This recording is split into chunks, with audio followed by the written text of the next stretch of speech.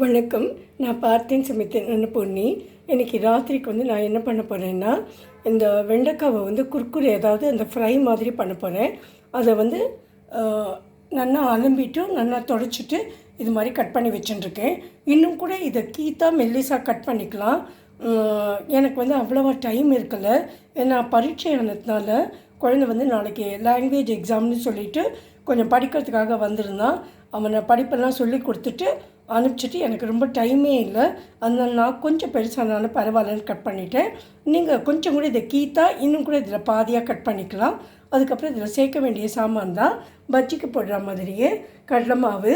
நான் அரிசி மாவு போடலை, நீங்கள் கொஞ்சம் அரிசி மாவும் சேர்த்துக்கோங்க. அதுக்கப்புறம் எல்லா பொடியும் சேர்த்துக்க வேண்டியதுதான். மஞ்சள் பொடி, தனியா பொடி, மிளகா பொடி, அப்புறம் ஜீரகப்பொடி, அப்புறம் கொஞ்சம் பெருங்காயம், அப்புறம் இதில் ஓமம் கொஞ்சம் வச்சுருக்கேன். அப்புறம் உங்கள்கிட்ட ஆம்ச்சூர் பவுடர் இருந்தால் சேர்த்துக்கலாம்.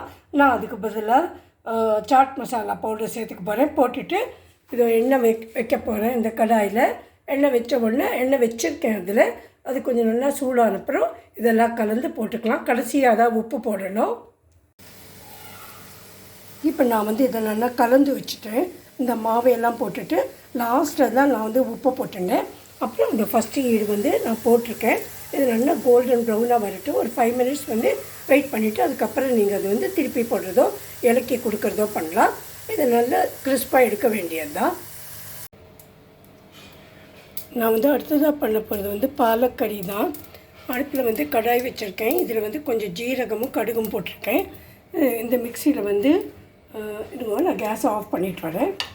இந்த மிக்சியில் நான் தக்காளி ஒரு 2 சின்ன தக்காளி, கொஞ்சம் ஒரு துண்டு இஞ்சி, அப்புறம் ஒரே ஒரு பச்சை மிளகா, கொஞ்சம் பூண்டு பவுடர் இதெல்லாம் போட்டு நல்லா அரைச்சின்னு வச்சுருக்கேன். இங்கே நான் கீரையை பாலக்கீரை இதை வேக வச்சு கொஞ்சம் சூடு ஆடின அப்புறமா மத்தாலேயே மசக்கி வச்சுட்டுருக்கேன். இப்போ இதில் நம்ம அரைச்சி வச்சதை இது நல்லா பொரிஞ்செடுத்து இந்த அரைச்சி வச்ச இந்த தக்காளி இதெல்லாம் இருக்குது இல்லையா, இந்த மசாலாவை அதில் போட்டுடலாம். இப்போ இந்த மசாலா நல்லா வதங்கிட்டு சைடில் எல்லாம் எண்ணெய் வந்துட்டு இப்போ கொஞ்சம் கேஸை சின்னதாக்கிட்டு நம்ம அந்த வெந்நீரில் போட்டு வேக வச்ச பிளான்ச் பண்ண கீரையை இது கூட போட்டுடலாம். போட்டுட்டு மஞ்சள் பொடி, மிளகா பொடி, தனியா பொடி, ஜீரகப்பொடி எல்லா பொடிகளும் இதுக்கு ஆட் பண்ணி கொடுத்துடலாம். கொடுத்தப்புறமா அது எல்லாத்தையும் ஒன்றா சேர்ந்ததுக்கப்புறம் அதை எடுத்து வச்சிடலாம்.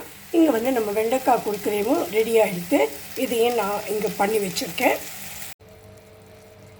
இந்த கீரையும் இப்போ ரெடி ஆகிடுது. இதை பாத்திரத்துக்கு மாற்றிடலாம்.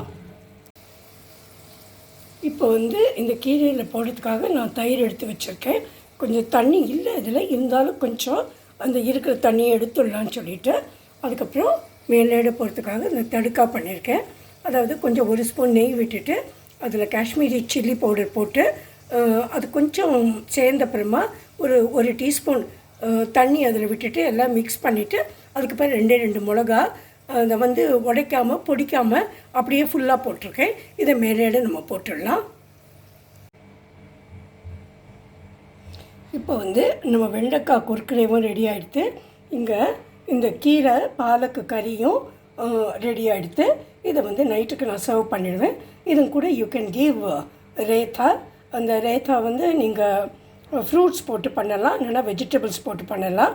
அது நான் இன்னும் நாளைக்கு காமிக்கிறேன். Thank you very much for watching my video. If you like my video, please subscribe to my channel. Thanks a lot for your time. Thank you.